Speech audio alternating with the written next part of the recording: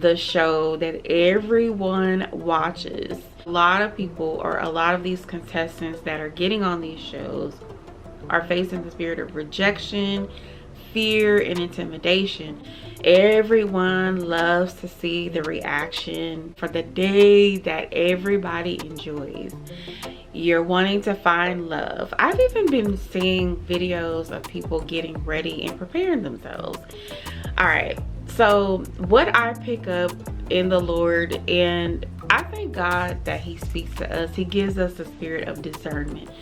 The Lord began to tell me about this show in particular. And so what people are doing are falling into a spirit of rejection. Not only is this show a spirit of rejection, but it's also intimidation. Pop the Balloon or Find Love is a spirit of rejection. Let me tell you how this spirit works. So you're excited about meeting someone new. Maybe you have never crossed paths with a particular person that you have in your mind, or that you dreamed about, or you desire about, and you feel like, hey, it's my time, let me go in here to see what it's about. That is called impatient.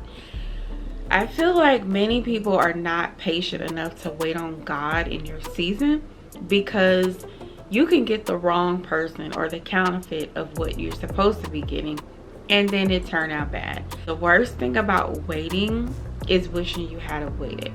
That's point blank and period. I feel like a lot of people, or a lot of these contestants that are getting on these shows, are facing the spirit of rejection, fear, and intimidation, because it is eliminating that person out of the running, or the top running, for picking this one person. I just don't think that that's good, like mentally, to sit there and watch one person that everybody has their eyes on. 6 other contestants have their eyes on this one person, and they're each telling what they don't like and like. I feel like you should wait on God, because hearing what everybody says about this one person, they're going to find something. It's going to be so many things that you could find. It's ridiculous. This show is built on rejection. Pop the Balloon or Find Love is causing contestants to feel like their appearance is not good enough, their style, maybe what they answered, the questions that they answered is not good enough. And then on top of that, it has a series of Netflix series. And how this works is basically they're gaining all these viewers and followers by making it seem like this is the way to go, because you don't want to wait on God. When you go into prayer and you're praying about your season of being married, praying about your season of receiving who God has for you, God can tell you where that person is.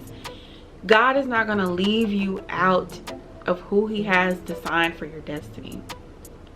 So if you're willing to pray and to wait on God in your season of where God is taking you next, I feel like it's worth it. Not what somebody else says, not what somebody else's opinion is on national TV, but I feel like in person, God can prepare you for the one he has for you. Nobody's going to be perfect. I don't even think that people realize that your heart is beautiful. To God, God looks at the heart of man and not the appearance. We must carry the fruit of God. The Bible talks about carrying the fruit. Galatians 5 gives us the fruits of the Spirit. If you don't see the fruits of the Spirit in that person that you're wanting to date, or that you see potential in from the Lord, then it's best to not even get yourself wrapped up or entangled in any situation. So it's best to wait on God. Do you think that God will leave you out of where your spouse is? Type that in the comments. Do you honestly feel like God is going to lead you? When you're in prayer, you cannot be led astray. The Bible says, seek, you shall find. In the book of Matthew, knock, and this door will be answered to you. Why do you feel like God will leave you out of his plan?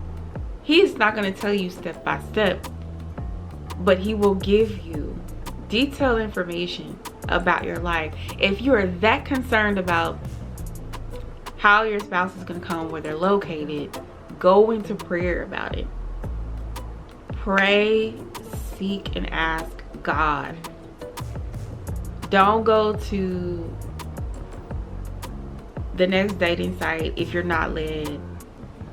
If you're not led by God, I don't feel like you should do it, because you're wasting your time. You're getting yourself involved in things that are just draining you, pulling you down.